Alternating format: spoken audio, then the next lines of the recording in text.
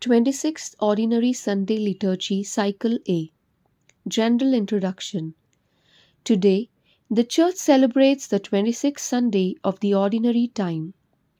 The Liturgy of the Word reminds us to reflect on the theme Conversion Door to God's Kingdom. The Jews, the chosen people of God, said yes to God but did not keep their word. The tax collectors and sinners knew they were on the wrong path but reformed their ways and obeyed God. We need a spiritual renewal, repentance, and conversion of heart. Our attitude must be that of Christ, who emptied himself, saying yes to God even unto death on the cross. Our personal renewal alone can bring about a renewal in the church. God's call is an invitation to each one of us. If we repent and say yes to Him, we will say yes to eternal life.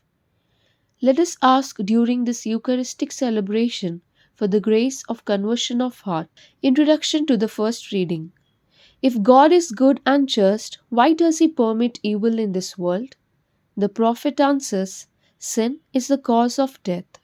Once man renounces sin, he lives a new life. The prophet invites his people to change their life, to turn away from sin and turn to the Lord. Introduction to the second reading. Paul exhorts the community to unite and offer service in mutual love. Christ is the example of such loving service. Paul says, in your minds you must be like Christ Jesus. There is no path to salvation other than Jesus. Introduction to the Gospel reading. In today's Gospel, we hear that the first of three parables, which Matthew places in the same context because they have the same basic teaching. Christ is telling the leaders of the Jews that the fact that they were God's chosen people and that they were proud of their observance of the law of Moses is not a guarantee that they will possess the kingdom of God. Rather, because of their pride and their refusal to obey God's call to repentance, they will exclude themselves, while the tax collectors and sinners whom they despised will repent of their sins and will be accepted into God's kingdom. Prayer of the Faithful. First, for the Church. Lord, we pray for the universal Church, the Pope, the bishops, the priests, and the religious. Grant them the grace to live in a spirit of conversion. Thus, through their inspiring life, they may be a living witness to faithful to live in grace. Let us pray to the Lord. Second, for the country.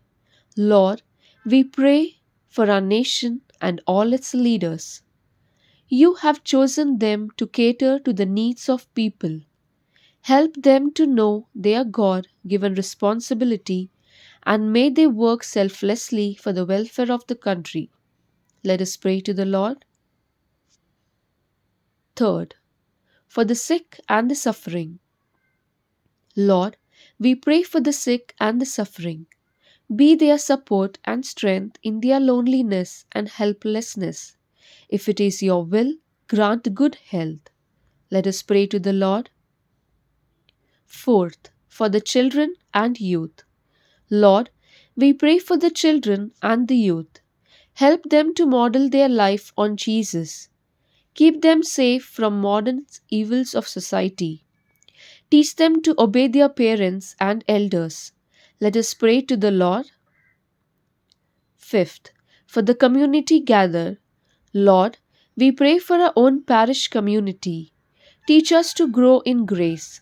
Create in us a regular habit to go for the sacrament of reconciliation. Thus, we may lead a worthy Christian life. Let us pray to the Lord.